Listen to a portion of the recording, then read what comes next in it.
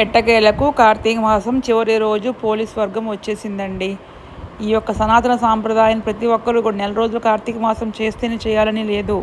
ఒక పాడ్యమి చేసి కార్తీక సోమవారం చేసినా, ఒక పౌర్ణమి చేసినా కూడా ఈ పోలిని స్వర్గం పంపించడానికి అర్హత అనేది మనకి ఉంటుంది.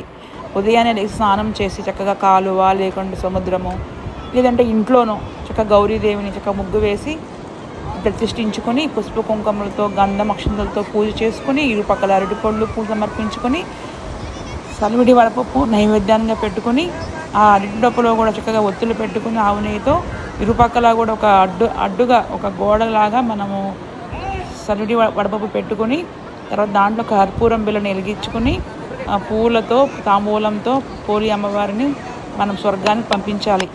ఈ పోలి అమ్మవారు అనే ఆవిడ ఒక ఇంట్లో సహకారం లేకపోయినా కార్తీక మాసం నెల మొత్తము కూడా దీపారాధన చేసుకుని చివరి రోజున సాక్షాత్తం దేవుడే వచ్చి ఆవిడని తీసుకెళ్ళిపోయినట్టుగా మన యొక్క పురాణాల్లో ఉంది.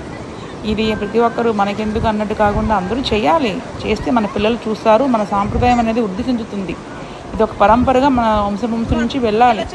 కాబట్టి అవకాశం ఉన్నంత వరకు ఇంత పెద్దగా చేయలేకపోయినా అంటే కాలువలకి ఆటికి వెళ్ళలేకపోయినా మన ఇంట్లో తులసి మొక్క దగ్గరైనా కూడా మనం చేసుకునే ప్రయత్నం చేయాలి తప్ప స్కిప్ చేయకూడదు. మీరు ఎంత ఉద్యోగస్తులు వ్యాపారస్తులు అయినా కూడా హైర్ అఫీషియల్స్ అయినా కూడా ఈ రోజున ఈ కార్యక్రమాన్ని చేయాలి.